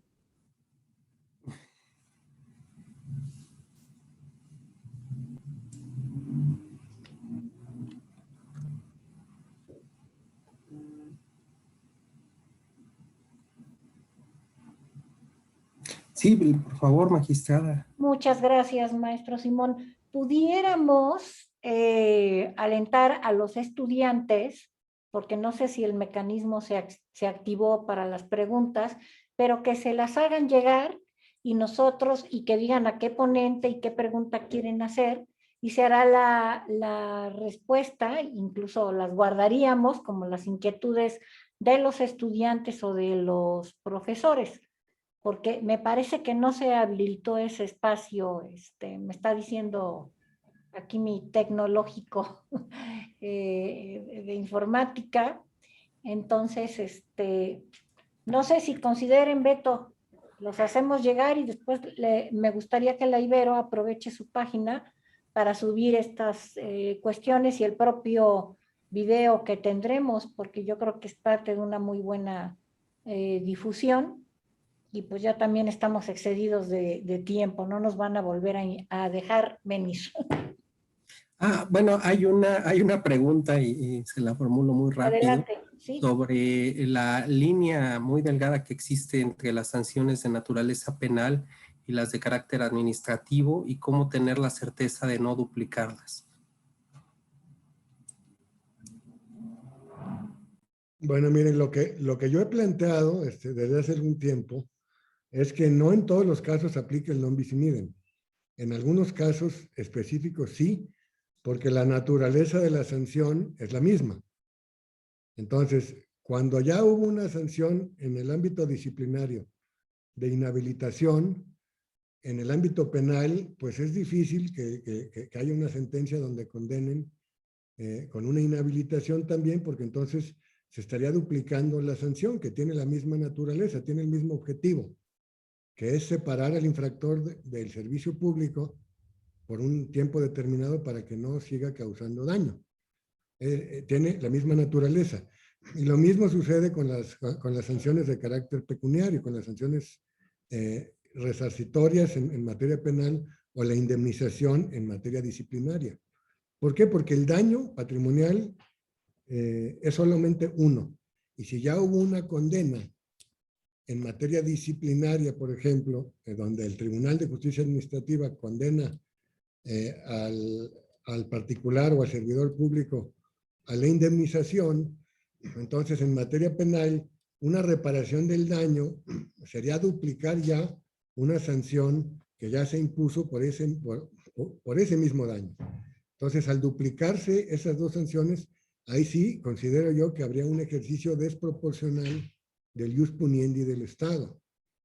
¿Por qué? Porque tienen el mismo objetivo, la misma naturaleza, estas dos sanciones, la inhabilitación y la sanción económica, llámese como se llame, indemnización, reparación del daño, etc.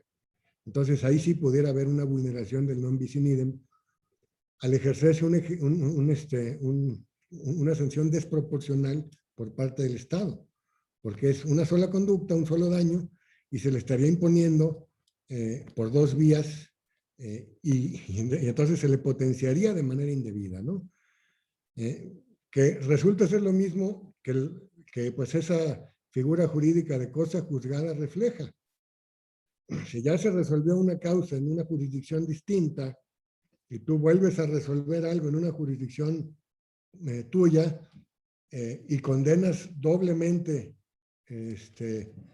a un particular o a un Estado al pago de una indemnización, al pago de daños y perjuicios o lo que sea, estarías duplicando ahí o digamos que potenciando indebidamente una condena. Aunque sean materias distintas, y que muchas veces incluso la propia Constitución garantiza que corren por cuerdas separadas, a la hora ya de ejecutarlas es cuando se vienen los problemas, porque entonces sí pudiera ejercerse de manera desproporcional desde mi punto de vista el ius puniendi del Estado. Muchas gracias por la respuesta. Esta fue una pregunta formulada por el magistrado Abraham Santiago Soriano. Y hay otras dos preguntas, si tiene usted la oportunidad de contestarlas y poder con ello cerrar para no excedernos demasiado en el tiempo, que realizaron a través de Facebook Live. La primera es, ¿debe considerarse el test de proporcionalidad para imponer una sanción que hace Osvaldo Acosta? Y la segunda es, ¿cómo saber o si hay elementos de la teoría del delito que puedan aplicarse al derecho administrativo sancionador que formula Cristian Ortiz? Con muchísimo gusto. Miren, yo siempre he insistido que no es lo mismo derecho disciplinario que derecho penal. Que aquí no hay teoría del delito. Aquí hay una tipicidad en materia administrativa que hay que analizar. No se tienen que analizar las 500 posibilidades para que se aterrice en una sola. Se tiene que aterrizar una sola, que es la que encuadra, y entonces darse la tipicidad en materia disciplinaria. O sea, yo creo que no es necesario desarrollar una teoría del delito para encuadrar una imputación administrativa, una imputación disciplinaria. En materia de faltas graves, evidentemente es más difícil porque sí hay una tipicidad que atender.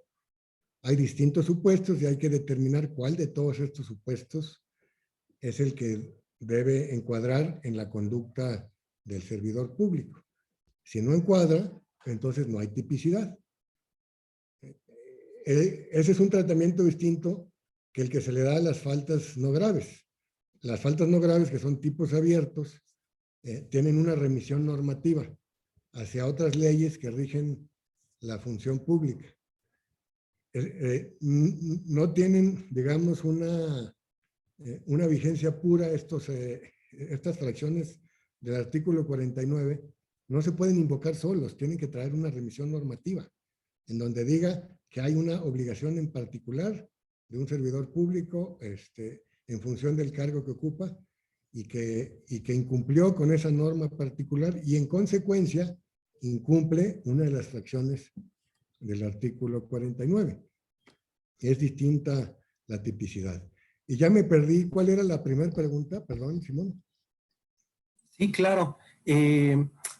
Si podía... Ay, se movió un poco. El test de proporcionalidad, y aprovecho la generosidad porque hay una más, si la puede vincular, además de la del test de proporcionalidad, si una responsabilidad administrativa también puede implicar o derivar una responsabilidad patrimonial del Estado. Claro que sí.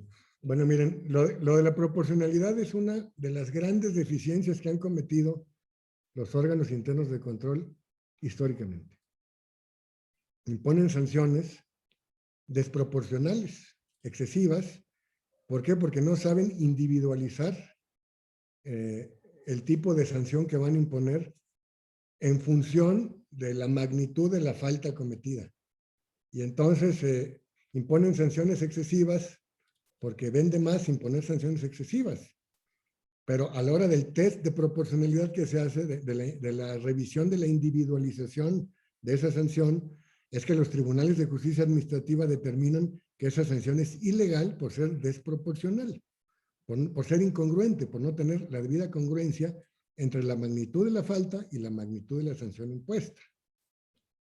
¿Por qué? Porque no se supo individualizar. Y eso es histórico. A mí me tocó ver durante muchos años que, por ejemplo, para faltas menores que ameritaban a lo mejor una amonestación, como el servidor público ya no estaba en funciones, la instrucción era, pues como ya no está en funciones, inhabilítalo por 6 meses, que es la mínima con la que lo alcanzas. No, pues espérame, ¿cómo es posible? No puede ser. ¿Cómo lo voy a inhabilitar por 6 meses por una infracción menor, nada más con el ánimo personal, subjetivo, de alcanzarlo porque tuvo la culpa el pobre servidor público de ya no estar en funciones, ¿no? Entonces, todo ese tipo de cosas históricas que siguen sucediendo, desgraciadamente, son las que propician que estas sanciones a los servidores públicos no se sostengan en su revisión de legalidad. ¿Por qué? Porque no están bien individualizadas, porque no hay fuente obligacional muchas veces, porque se imponen de manera arbitraria por parte de los órganos internos de control, por consignas políticas, porque así me lo instruyó mi jefe, etcétera, etcétera. Y entonces llegan estas sanciones a los tribunales y evidentemente son insostenibles, ¿no? Y en cuanto a la parte de la última pregunta de que si se puede empatar la comisión de una falta administrativa con la comisión de un delito, en algunos casos sí y en otros no. Miren, por ejemplo, un caso en el que no. En el tipo de cohecho de carácter administrativo disciplinario y en el tipo de cohecho penal. En el ámbito penal se requiere forzosamente de un resultado material. Es decir, que hay una contraentrega de dinero, ¿no? Te di dinero y tú lo recibiste a cambio de hacer algo indebido. Hay una materialización ahí. En materia disciplinaria, no.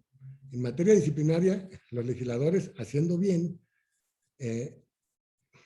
prevén supuestos distintos que en el ámbito penal. ¿Por qué? Por el bien jurídico protegido. El derecho disciplinario, como ya lo mencionaron hace rato el doctor René González Velasco, citando mi libro, lo que le interesa al derecho disciplinario es el buen funcionamiento del servicio público, que los servidores públicos cumplan con su función y no pretendan obtener beneficios adicionales de ninguna manera a la contraprestación que el Estado les otorga como salario, ¿no? Entonces, en el tipo disciplinario de cohecho, fíjense ustedes, con el simple hecho de pretender obtener un beneficio o de exigirlo, se configura la falta disciplinaria. En materia penal no. Entonces, si fuera el caso de un cohecho disciplinario que fue una exigencia o un pretender obtener, no encuadra en materia penal. Pero hay otros supuestos en los que casi, pues el tipo es idéntico o es muy similar y efectivamente, cuando estás cometiendo una falta disciplinaria, en automático estás cometiendo un delito.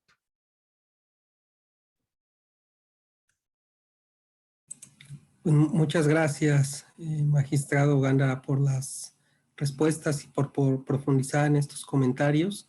Yo le daría el uso de la palabra a la magistrada María de Lourdes Dib y Álvarez para que pueda darnos un mensaje de clausura y de cierre de esta jornada académica y de intercambio. Muchas gracias, maestro. Seré breve porque realmente las exposiciones han sido muy ricas, muy interesantes.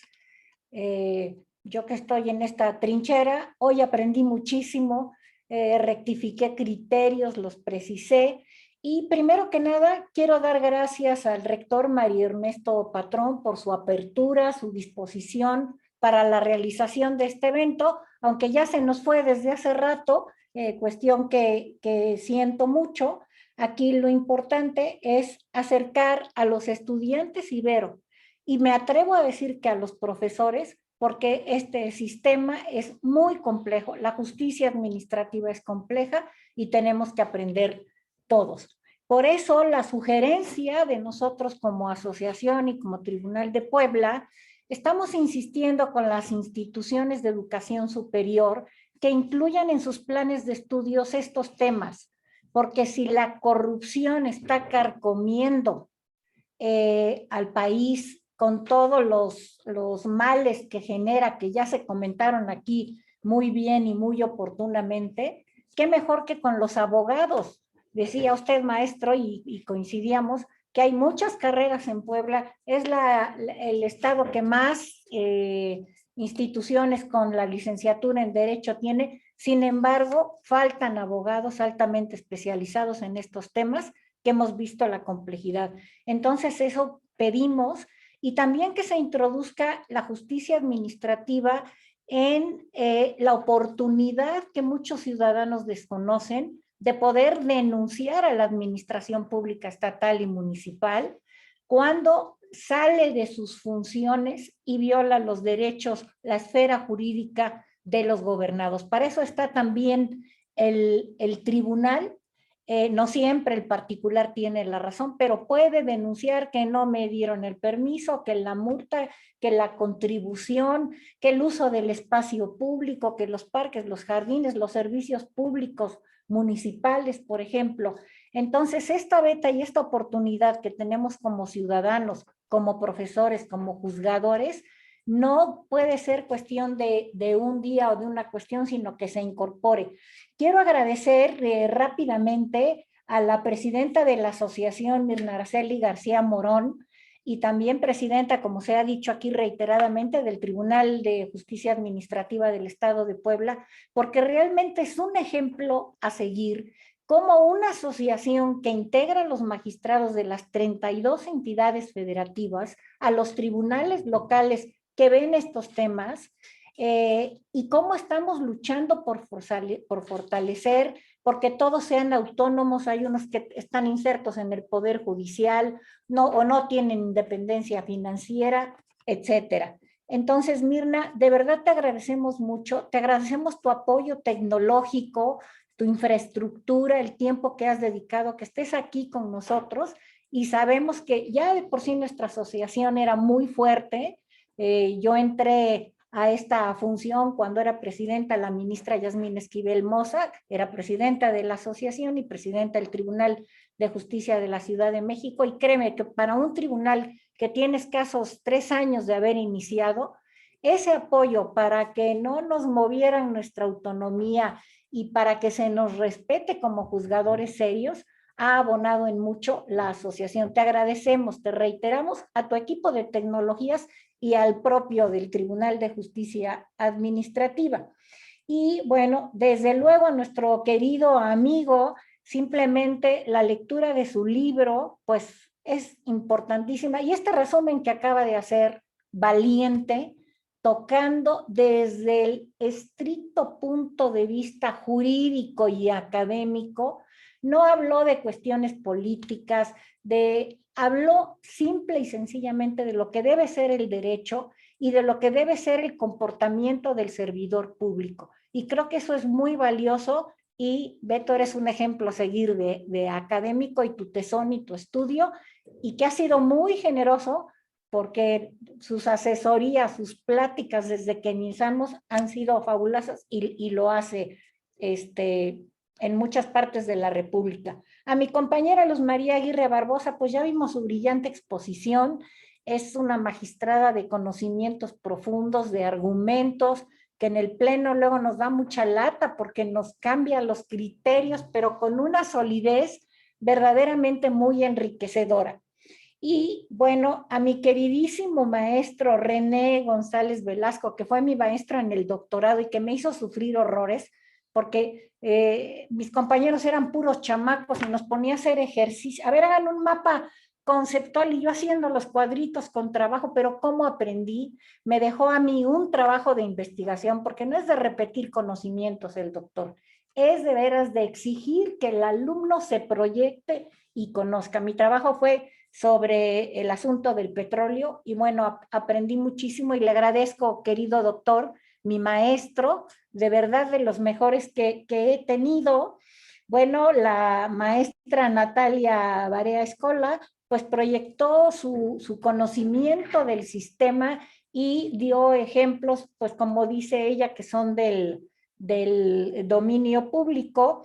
Y desde luego al maestro Simón Hernández por todo su apoyo y por moderar este evento, a los profesores y lo más importante, a los alumnos que han estado presentes y que a lo mejor muchos pues no conocían de esto, no conozco el plan de estudios ni lo que vean, pero que ojalá estos eventos les siembre la necesidad de especializarse, de estudiar mucho, porque ya se dijo, por ahí se dijo, ¿no? Que tanto daño hace un ignorante como un corrupto. Entonces no podemos, y como a veces desafortunadamente lo vemos, el propio abogado está hundiendo al actor porque pudo haber dicho, pudo haber pedido, ya se le fue el plazo para irse a la instancia que le correspondía, etcétera, ¿no? Entonces es un honor el que me permitan cerrar este conversatorio con la seguridad de que se deja un interés